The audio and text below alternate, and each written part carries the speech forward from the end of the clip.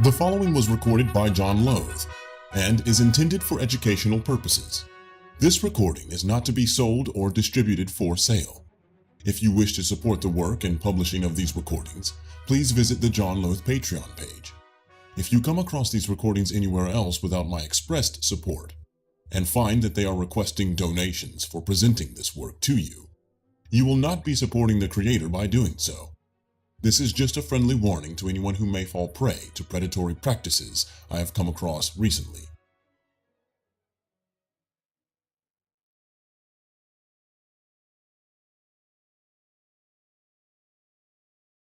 Between Two Ages: America's Role in the Technotronic Era by Zbigniew Brzezinski. Chapter 1, Part 4: Global Fragmentation and Unification. The cumulative effect of the technotronic revolution is contradictory. On the one hand, this revolution marks the beginnings of a global community. On the other hand, it fragments humanity and detaches it from its traditional moorings. The technotronic revolution is widening the spectrum of the human condition. It intensifies the gulf in the material condition of mankind, even as it contracts mankind's subjective tolerance of that disparity. Though differences among societies gradually developed in the course of human history, it was not until the Industrial Revolution that these differences became sharp. Today, some nations still live under conditions not unlike those of pre-Christian times, and many live in circumstances no better than those of the Middle Ages. Yet soon, a few will live in ways so new that it is now difficult to imagine the social and personal ramifications. The result could be a profound three-way split in the attitudes and views of mankind. The coexistence of agrarian, industrial, and new technotronic societies, each providing different perspectives on life, would make understanding more difficult at the very time it becomes more possible, and it would render the global acceptance of certain norms less likely, even as it becomes more imperative. Fragmented congestion. This three-way global split could further strain the already weak fabric of social and political order, and result in domestic, and therefore, possibly international chaos. Growing anarchy in the Third World would very likely involve racist and nationalist passions. At the very least, this would create major pockets of disruption and chaos in the world. At worst, Third World instability could draw the more developed nations into potentially antagonistic forms of involvement that could have the same effect on American-Soviet relations as Balkan conflicts had on the European order prior to World War I. In the most advanced world, the tension between internal and external man, between man preoccupied with his inner meaning and his relationship to the infinite, and man deeply involved in his environment and committed to shaping what he recognizes to be finite, promotes an acute crisis of philosophic, religious, and psychic identity. This crisis is aggravated by the fear that man's malleability may permit what was previously considered immutable in man to be undermined. The explosion in scientific knowledge poses the danger of intellectual fragmentation, with uncertainty increasing in direct proportion to the expansion in what is known. The result, especially in the United States, see Part 4 for more extended discussion, is an accelerating search for new social and political forms. The impact of the United States as the first global society reflects these conflicting tendencies. Though the United States searches for global stability and devotes its enormous resources to preventing revolutionary upheavals, its social impact on the world is unsettling, innovative, and creative. Even as it provokes violent antagonism to itself, it sets off expectations that are measured by American standards and that in most countries cannot be met until well into the next century. It accelerates the unification of other societies, not only because regionalism has since the 1960s become Washington's professed foreign policy formula, but also because other nations see in unification the best weapon for combating American influence. In its role as the first global society, it thus unifies, changes, stimulates, and challenges others, often against its own immediate interests. Americanization thus creates common aspirations and highly differentiated reactions. In the Third World, the effect of United States influence is to intensify social contradictions and conflict between the generations. Mass communications and education create expectations, for which the material wealth of America provides a vague standard that simply cannot be met by most societies. Since neither communications nor education can be contained, it is to be expected that political tensions will mount as purely parochial, traditional attitudes yield to broader global perspectives. In the advanced world, the contemporary challenge increasingly focuses on the identity of man. But in the Third World, social fragmentation looms as the principal problem. One which is in a historic race with the advanced societies, only slowly maturing sense of their global responsibility for helping develop the Third World. Even nationalism is subject to contradictory influences. Nationalism has never been stronger and has never before enjoyed such extensive, aroused, and conscious support from the popular masses, as well as from the intelligentsia. The interaction of nation-states still determines matters affecting war and peace, and man's primary self-identification is still on the basis of nationalism. The non-Russian states in the Soviet Union are perhaps the only exception to nationalism's successful dissolution of colonial empires. Yet precisely because this is so, nationalism is ceasing to be the compelling force that determines the broad character of change in our time.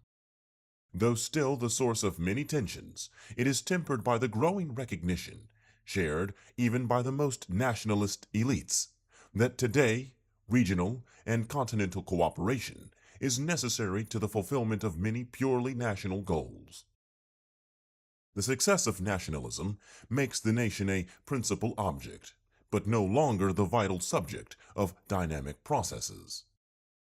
Because he finds himself living in a congested, overlapping, confusing, and impersonal environment, man seeks solace in restricted and familiar intimacy.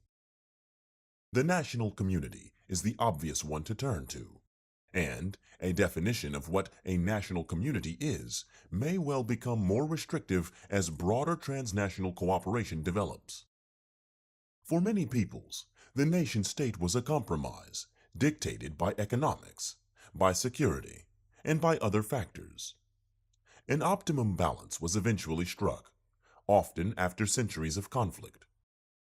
Today, the balance is becoming unsettled, because newer and larger frameworks of cooperation are emerging, and the effective integration of much smaller, more cohesive units into much larger wholes is becoming increasingly possible because of computers, cybernetics, communications, and so on. As a consequence, the Flemings and Walloons in Belgium, the French and English Canadians in Canada, the Scots and the Welsh in the United Kingdom, the Basques in Spain, and the Krauts and the Slovenes in Yugoslavia, and the Czechs and Slovaks in Czechoslovakia are claiming, and some of the non-Russian nationalities in the Soviet Union, and the various linguistic ethnic groups in India may soon claim that their particular nation-state no longer corresponds to historical need. On a higher plane, it has been rendered superfluous by Europe, or some other regional, common market arrangement, while on a lower plane, a more intimate linguistic and religious community is required to overcome the impact of the implosion-explosion characteristic of the global metropolis. This development is thus not a return to the emotions or to the ecstatic style of 19th century nationalism. even though there are many superficial analogies to it. It takes place, by and large, in a context that recognizes the current necessity for broader cooperation on a level above the national. It accepts as an ideal the functional integration of regions and even of whole continents. It is a reflection of the desire for a more defined sense of personality in an increasingly impersonal world, and of the changed utility of some of the existing state structures. This can even be said of Gaullism, which has often been described as a throwback to 19th century nationalism. Nevertheless, Gaullism's major ambition was to construct a Europe that would be European and not dominated by an external hegemony, though to be sure, France would exercise political leadership in it. The new nationalism has many elements of the old nationalism, especially in some of the new nations. Their nationalism is still a radical, changing force, creatively mobilizing community feelings, but also prompting ethnic exclusiveness and conflicts. Yet it is generally true, as the author of a suggestive paper notes, that the vision and objectives of society have changed. Today, a new concept of man and his world is challenging the concepts of the Renaissance, which have guided man's behavior for the past 500 years. The nation-state, as a fundamental unit of man's organized life, has ceased to be the principal creative force. International banks and multinational corporations are acting and planning in terms that are far in advance of the political concepts of the nation-state. But, as the nation-state is gradually yielding its sovereignty, the psychological importance of the national community is rising, and the attempt to establish an equilibrium between the imperatives of the new internationalism and the need for a more intimate national community is the source of frictions and conflicts. The achievement of that equilibrium is being made more difficult by the scientific and technological innovations in weaponry. It is ironic to recall that in 1878, Friedrich Engels, commenting on the Franco-Prussian War, proclaimed that weapons used have reached such a stage of perfection that further progress, which would have any revolutionizing influence, is no longer possible. Not only have new weapons been developed, but some of the basic concepts of geography and strategy have been fundamentally altered. Space and weather control have replaced Suez or Gibraltar as key elements of strategy. In addition to improved rocketry, multi-missiles, and more powerful and more accurate bombs, future developments may well include automated or manned space warships, deep-sea installations, chemical and biological weapons, death rays, and still other forms of warfare. Even the weather may be tampered with. These new weapons could either encourage expectations of one-sided, relatively inexpensive victory, permit proxy contests that will be decisive in their strategic political outcome, but will be fought by only a few human beings, as in the Battle of Britain, or even by robots in outer space, or simply create such mutual instability that the breakdown of peace will become inevitable, in spite of man's rational recognition of the futility of war. In addition, it may be possible, and tempting, to exploit for strategic political purposes the fruits of research on the brain and on human behavior. Gordon J. F. MacDonald, a geophysicist specializing in problems of warfare, has written that accurately timed, artificially excited electronic strokes could lead to a pattern of oscillations that produce relatively high power levels over certain regions of the Earth. In this way, one could develop a system that would seriously impair the brain performance of very large populations in selected regions over an extended period. No matter how deeply disturbing the thought of using the environment to manipulate behavior for national advantages to some, the technology permitting such use will very probably develop within the next few decades. Such technology will be available primarily, and to begin with exclusively, to the most advanced countries.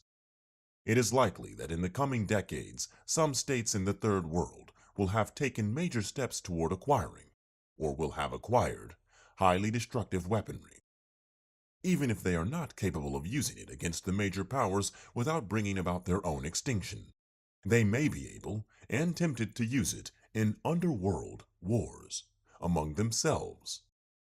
The question then arises whether such wars would be interpreted by the major powers as posing a direct threat to the fabric of peace, and whether a joint response by them would be effectively mounted and imposed. The absence of accepted global institutions could temporarily be overcome by ad hoc arrangements and agreements designed to meet specific threats. But it is conceivable that in some cases there will not be sufficient unanimity to permit joint reactions. The mutual annihilation of some lesser states thus remains at least a possibility. Toward a planetary consciousness. Yet it would be wrong to conclude that fragmentation and chaos are the dominant realities of our time. A global human consciousness is for the first time beginning to manifest itself. This consciousness is a natural extension of the long process of widening man's personal horizons. In the course of time, man's self-identification expanded from his family to his village, to his tribe, to his region, to his nation. More recently, it spread to his continent. Before World War II, it was not as customary as it is now for university students or intellectuals to describe themselves merely as Europeans or Asians. During the last 3 centuries, the fading of the essentially transnational European aristocracy and the successive nationalization of the Christian Church, of socialism, and of communism have meant that in recent times, most significant political activity has tended to be confined within national compartments. Today, we are again witnessing the emergence of transnational elites, but now they are composed of international businessmen, scholars, professional men, and public officials. The ties of these new elites cut across national boundaries. Their perspectives are not confined by national traditions, and their interests are more functional than national. These global communities are gaining in strength, and, as was true in the Middle Ages, it is likely that before long, the social elites of most of the more advanced countries will be highly internationalist and globalist in spirit and outlook. The creation of the global information grid, facilitating almost continuous intellectual interaction, and the pooling of knowledge will further enhance the present trend toward international professional elites and toward the emergence of a common scientific language. In effect, the functional equivalent of Latin. This, however, could create a dangerous gap between them and the politically activated masses, whose nativism, exploited by more nationalist political leaders, could work against the cosmopolitan elites. Increasingly, the intellectual elites tend to think in terms of global problems. One significant aspect of this process is the way in which contemporary dilemmas are identified. The need to overcome technical backwardness, to eliminate poverty, to extend international cooperation in education and health, to prevent overpopulation, to develop effective peacekeeping machinery. These are all global issues. Only 30 years ago, they were simply not in the forefront of public attention, which was riveted at the time on much more specific regional, national, or territorial conflicts. The technotronic revolution creates conditions that increasingly make possible global responses to these needs and to human suffering in general. Indeed, a rudimentary framework of global social and economic institutions has already taken shape. The availability of the means to cooperate globally intensifies the sense of obligation to act. Conscience is easily pacified by a feeling of futility. An uneasy conscience is usually one that knows that it can act differently. The sense of proximity, the immediacy of suffering, the global destructive character of modern weapons all help to stimulate an outlook that views mankind as a community. It is a hopeful sign in this connection that the yardsticks by which the public measures international competition are undergoing a constructive change. In the recent past, and even in the present, territorial expansion, population, and vague national claims of cultural and ideological superiority, as well as military power in general, and victory in direct contests in particular, have provided the criteria for measuring status and influence. Gradually, these are giving way to rivalry in gross national product figures, per capita income and consumption data, educational opportunities, creative and scientific attainments, research and development, standards of health and nutrition, and even competitive national Olympic scores, to say nothing of the space race between the two superpowers. To anyone living in 1914, the current international rivalry in producing more impressive charts and in defining new indices for measuring national status would be well nigh incomprehensible. At that time, nationalist geopolitics provided a more direct appeal. Today, a different orientation is becoming dominant. Social problems are seen less as the consequence of deliberate evil and more as the unintended byproducts of both complexity and ignorance. Solutions are not sought in emotional simplifications, but in the use of man's accumulated social and scientific knowledge. Increasingly, it is felt that the variations in both scientific development and the human psyche do not lend themselves to doctrinal solutions formulated in advance. In addition, the unanticipated consequences of the discoveries of science have produced, especially in the more advanced countries, an awareness that the basic issues facing man have a common significance for human survival, irrespective of the international internal diversity. The concern with ideology is yielding to a preoccupation with ecology. Its beginnings can be seen in the unprecedented public preoccupation with matters such as air and water pollution, famine, overpopulation, radiation, and the control of disease, drugs, and weather, as well as in the increasingly non-nationalistic approaches to the exploration of space or of the ocean bed. There is already widespread consensus that functional planning is desirable, and that it is the only way to cope with the various ecological threats. Furthermore, given the continuing advances in computers and communications, there is reason to expect that modern technology will make such planning more feasible. In addition, multispectral analysis from Earth satellites, a byproduct of the space race, holds out the promise of more effective planning in regard to Earth resources. The new global consciousness, however, is only beginning to become an influential force. It still lacks identity, cohesion, and focus. Much of humanity, indeed, the majority of humanity, still neither shares nor is prepared to support it. Science and technology are still used to buttress ideological claims, to fortify national aspirations, and to reward narrowly national interests. Most states are spending more on arms than on social services, and the foreign aid allotment of the two most powerful states is highly disproportionate to their asserted global missions.